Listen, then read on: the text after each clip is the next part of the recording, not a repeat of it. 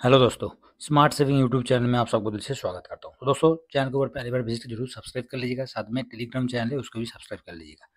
तो इस वीडियो में हम लोग डिस्कस करेंगे कि मार्केट में आज तो चलो हमने देखा कि निफ्टी ने अच्छा खासा मूवमेंट दिया, मगर एक महीने में जैसे ही जाएंगे तो मार्केट में खरीदारी होते हुए नहीं दिखाई दे रहा है। एफआईएस की तरफ से डीआईएस तो खरीदारी कर रहा है। डीआईएस का खरीदारी से क्या फर्क पड़ता है? मार्केट कितना मार्केट को ऊपर लेके जाएगा? जब तक एफआईएस मार्केट में खरीदारी नहीं करेगा तब तक मार्केट एक बुल रन की तरफ नहीं दिखाई देगा हमें।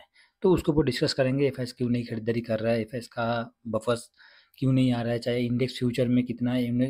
जो इंडेक्स फ्यूचर का पोजीशन आज का डेट पे आप देख पा रहे हो कि 15% में बैठा हुआ है, जो कि मैं टेलीग्राम चैनल पे डेली का डेली देते रहता हूँ। तो इसलिए टेलीग्राम चैनल को भी जरूर सब्सक्राइब कर लीजिएगा, बिल्कुल फ्री है। और इससे पहले दोस्तों एक प्रॉफिट बुकिंग स्ट्रेटजी का, जो कि बहुत इंपॉर्टेंट है, और हम लोग अपना प्रॉफिट बुक कर रहे हैं और अपना टारगेट पता नहीं है। तो उसके ऊपर बेस करके मैंने एक वीडियो बनाया, इसको जरूर वॉच कीजिए। एक बेसिक चीज़ तो साथ साथ आपको एक बेसिक चीज़ और साथ में एक फॉर्मूला पता चल जाएगा कि मेरे को मेरा टारगेट क्या है, किस तरीके से मेरे को प्रॉफिट बुक करके आगे बढ़ना है, क्योंकि हम लोग अपना सब फ्यूचर के लिए ही सोच रहे हैं। तो चलिए आगे बढ़ते हैं। तो दोस्तों, आज निफ्टी में देखा जाए तो निफ्टी जिस तरीके से शुरू में तो सन्नाटा था, बिल्कुल शुरू में तो कोई मूवमेंट है नहीं है, और उसके बाद जाके हम देखेंगे तो अच्छा खासा मूवमेंट हमें दिखाई दिया, जो कि 10 बजे के बाद जिस तरीके से मूवमेंट हुआ है अभी 159 पॉइंट अब होते हुए दिखाई दे रहा है, 0.63%। तो बहुत बढ़िया है। मगर जैसे ही हम लोग एक महीने में जा रहे हैं तो एक महीने जाने के बाद आपको 1% का भी रिटर्न नहीं है। 6 मंथ में 8.68% का रिटर्न हमें दिखाई दे रहा है, तो बढ़िया है। 5 दिन में भी देखेंगे तो बिल्कुल उदास है। तो मार्केट भी इस जगह पर अपना पेशेंस भी चेक कर रहा है कि हम क्या करने वाले हैं, क्या करना चाहता है, उसके ऊपर बेस करके। तो ये सब तो मार्केट में अप डाउन शांत मूवमेंट चलता रहेगा। तो जो टॉपिक है उसके ऊपर डिस्कस करते हैं। तो अभी का क्या है, एफआईएस का जो फ्यूचर का डाटा में फ्यूचर का पोजीशन कितना है? तो फ्यूचर में अभी 15% में बैठा हुआ है। ठीक है, 15% में बैठा हुआ है, जहाँ पर ये 80 तक पहुँच जाता है। 80 तक, सितंबर में 80 तक गया था। उसके बाद जैसे ही नीचे कंटिन्यू आया, उसके बाद भी बीच में एक बार अप्रैल में 40 तक गया था।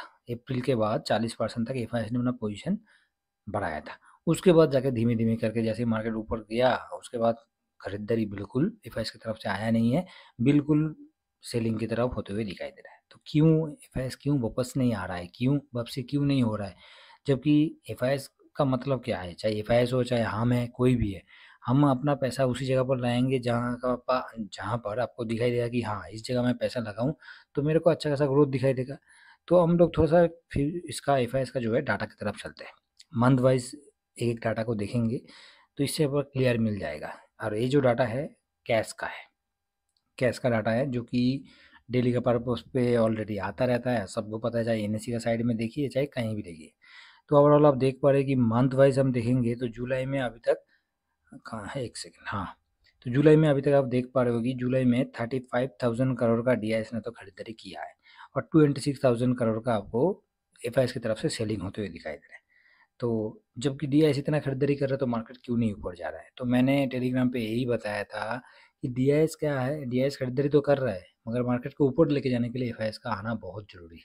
चाहे कुछ भी हो जाए, डीआईएस के पास कितना भी पैसा हो जाए, मगर मार्केट को ऊपर लेके जाने के लिए एफआईएस के पास इतना पैसा का फ्लो है, वो 4-5 दिन में अपना पोजीशन 15 से 40 तक भी पहुंच सकता है। ठीक है, तो थोड़ा सा हम नीचे इसका मंथ वाइज देखेंगे तो आपको दिखाई दे रहा है कि दिसंबर में भी बिग वाली था एफएस की तरफ से, उसके बाद भी बिग वाली जो है जनवरी में भी था, फरवरी में था, मार्केट ऑलरेडी नीचे आया।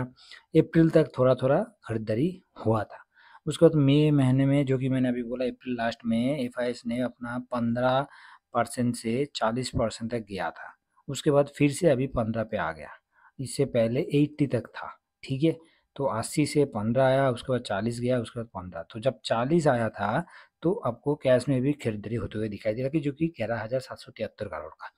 उसके बाद देखिए जून में वो फिर से कम हो गया, और अभी का टाइम पे एफ पोजीशन कहाँ बैठा हुआ है? 15 पे बैठा हुआ है। तो आपको समझ में आ गया होगा कि एफ का किस तरीके से पोजीशन बढ़ रहा है, चाहे कैश में हो चाहे वो इंडेक्स फ्यूचर में हो। तो ये तो नॉर्मल हो गया। अभी आप देख सकते हैं कि जो अपना इंडिया रुपीज़ है उसकी तरफ देखेंगे थोड़ा सा। तो इंडिया रुपी में क्या चल रहा है, क्योंकि आप डॉलर में ट्रेड कर रहे हो, तो डॉलर कमज़ोर होगा तो आप पैसा लगा रहे हो, और डॉलर जब आपको बढ़ते हुए मजबूत होते हुए दिखाई दे रहा है तो आपका उस जगह पैसा बन रहा है। तो अभी का जो इंडिया रुपीज़ आपको चल रहा है 86.35, तो ऑलरेडी कमज़ोर हो चुका है। अभी आपका $1 में, मान के चलिए आपका $1 में जो कि 86 रुपीज़ देना पड़ रहा है, 86 रुपीज़ देना पड़ रहा है। और जहाँ पर आपको हर जिस जगह पर आपको सस्ता भाव मिलेगा उसी जगह पर तब खरीदने जाओगे। अभी आप यूएस का जो है डॉलर इंडेक्स को देखेंगे, ठीक है? तो यूएस का डॉलर इंडेक्स अभी कितना में चल रहा है? अभी शायद 97 पे चल रहा है। तो इसका ऑल टाइम हाई यूएस का जो डॉलर इंडेक्स है, इसका ऑल टाइम हाई 107 के आसपास है, 110 है। तो अभी 97.2 चल रहा है और इसका 52 वीक हाई जो है 110 है। अब बताइए, कोई भी चीज़ आप 97 में खरीद रहे हो और उसको आप 110 में बिकवाली कर रहे हो, तो इस जगह पर तो आपको प्रॉफिट ऑलरेडी बन ही रहा है। और हम इसी मेन मार्केट में क्या है, प्रॉफिट के लिए ही है। तो जिस जगह प्रॉफिट बनेगा उस जगह हर आदमी अपना इन्वेस्ट करेगा। तो एफआईएस अपना दिखाई दे रहा है कि उसको एक डॉलर में उसको जब 86 रुपीज़ उसको देना पड़ रहा है, तो चारा है नहीं है, क्योंकि लॉस बुक करने वाला बड़ा चारा है नहीं है, जो कि आँखों के सामने दिखाई दे रहा है। तो सेम अभी 97 पे है, तो 97 पे होने के बाद अभी डॉलर 97 पे है और अभी धीरे-धीरे डॉलर क्या है, मजबूत हो रहा है। तो जब डॉलर मजबूत होगा, तो उस जगह पर उसका एफआईएस का प्रॉफिट बनेगा। तो जब प्रॉफिट बनेगा, तो क्यों उधर इन्वेस्ट नहीं करेगा? क ये तो नॉर्मल लॉजिक की बात है ना, जहाँ पर अपना प्रॉफिट बन रहा है। जैसे हम लोग अभी यूएस मार्केट में इन्वेस्ट करके रखे हैं, मून 100 पे इन्वेस्ट करके रखे हैं। तो मून 100 मेरा आज का दिन पे 10% ऑलरेडी दे चुका है। बहुत बड़े थे, मैं धीमे-धीमे करके एसआईपी कर रहा था और अभी 10% मेरे को दे दिया। मपांग को देखिए, मस्टॉप को देखिए, तो सेम वही है, जहाँ पर आपका पैसा बनेगा उसके साथ-साथ मैं थोड़ा-सा अभी क्या है, एक तो टैरिफ करके पूरा, उसके बाद ट्रेड डील भी है।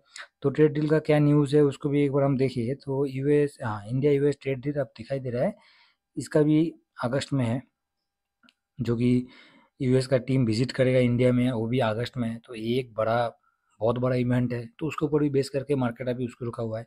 अभी जापान का मार्केट को देखें, तो जापान का मार्केट आज बहुत बढ़िया तरीके से मूवमेंट हुआ, जहाँ पर जापान का ट्रेड डील हो चुका है और उसमें जापान खुश है। इसको बोला जाएगा, उसको जापान खुश है। तो उसके हिसाब से अब देखा जाएगा तो जापान का मार्केट आज का कहाँ गया, निकाई। तो मैं निकाई को थोड़ा-सा देख लेते हैं। तो निकाई आज के रेट पे बहुत अच्छा खासा मूवमेंट है, क्योंकि ट्रेड डील हो चुका है और उसके हिसाब से अब 3.51% का आपको मूवमेंट दिखाई दे रहा है निकाई में। तो बहुत बढ़िया है, मतलब देखा जाएगा तो जापान ने इस जो ट्रेड डील था अच्छी तरह से एक्सेप्ट किया है, मतलब बहुत बढ़िया तरीके से उसने देखा है। तो हम लोगों को ट्रेड डील किस तरीके से होगा, कैसे होगा, उसको बेस करके मार्केट बैठा हुआ है। एफआईएस भी उसका इंतज़ार कर रहा है कि इंडिया में क्या होगा, रुपये का किस तरीके से चलेगा उसके साथ-साथ, क्योंकि जब तक आपका करेंसी सही नहीं होगा तब तक कभी भी कोई इन्वेस्टर अपना बड़ा पैसा लगाएगा नहीं। ये मुद्दी बात है। ठीक है दोस्तों? तो आशा करता हूँ आपको इतना तो समझ में आ गया इस वीडियो में कि अभी मार्केट शांत क्यों है, उदास क्यों है, और साथ में आज का मूवमेंट हुआ 150 पॉइंट का, कल देखा जाएगा तो 200 पॉइंट डाउन हो गया। तो मार्केट का ऐसे ही नीति है और ऐसे ही इस तरीके से चल रहा है, बिल्कुल साइडवेज के साथ चल रहा है। तो भाई साहब, जब ऐसे चल रहा है, एफआईएस का डेली का डाटा में दिखाई दे रहा है, एफआईएस अपना पोजीशन कम कर रहा है, सेलिंग ही सेलिंग कर रहा है। कहीं जगह से बाइंग का कोई उम्मीद ही नहीं दिखाई दे रहा है। तो क्यों, किस लिए, क्यों नहीं आ रहा है एफआईएस? तो उसका पूरा रीज़न ये सब ही है। बाकी देखिए, मार्केट में न्यूज़ तो आता रहेगा, मगर नॉर्मल मोटा-मोटा चीज़ हम देखेंगे कि आपका ₹1 का जो आप चीज़ खरीद रहे हो, उसको तो अब आपको बेचना है तो कम से कम ₹2 में बेचोगे ना कि उसको ₹50 में बेचोगे। आपने ₹2 से कुछ चीज़ को खरीदारी किया और उसको तो ₹1 में तो आप बेचोगे नहीं, उसको बेचने के लिए कम से कम ₹3 में आप बेचोगे, तभी तो आपका प्रॉफ़िट बनेगा। आप लॉस में थोड़ी बुक करोगे, नहीं करोगे ना। तो सेम वही चीज़ एफआईएस के लिए है और एफआईएस इसलिए थोड़ा-सा शांत बैठा हुआ है। और डीआईएस का कितना भी खरीदारी हो जाए मार्केट में, मगर मार्केट को ऊपर लेके जाने के लिए एफआईएस का बहुत ज़रूरी है। ठीक है दोस्तों? तो इस चीज़ को भी ध्यान रखें। तो आशा करता हूँ दोस्तों कि एफआईएस क्यों नहीं आ रहा है, मार्केट का क्यों ऐसे उदास है, और साथ में मार्केट में जो एफआईएस का रेगुलर सेलिंग क्यों है, उसको ऊपर बेस करके हमने इस वीडियो में डिस्कस कर चुके हैं। तो वीडियो पसंद आए जरूर लाइक कर दीजिएगा, चैनल को ऊपर फर्स्ट टाइम विजिट कर रहे हैं जरूर सब्सक्राइब कर लीजिए। और वीडियो को एंड करने से पहले एक ही चीज़ बताऊं कि टेलीग्राम चैनल है जो कि फ्री है, उसको सब्सक्राइब कर लीजिए। कोई पैसा का मतलब नहीं है, उसमें जो कुछ भी मार्केट के साथ होता है हम डिस्कस करते रहते हैं। और साथ में इसलिए करते हैं क्योंकि यूट्यूब में कोई चीज़ को प्रोवाइड नहीं कर सकते, ना कि यूट्यूब, अभी यूट्यूब का जो गाइडलाइन है उसको भी जिन लोगों ने पढ़ा होगा तो उन लोगों ने देखा है। तो इसलिए टेलीग्राम चैनल को जरूर सब्सक्राइब कर लीजिएगा और वीडियो पसंद आए तो दोस्तों के साथ जरूर शेयर कर दीजिएगा। चलिए नेक्स्ट वीडियो में मिलते हैं। Thank you very much. जय हिंद, जय भारत।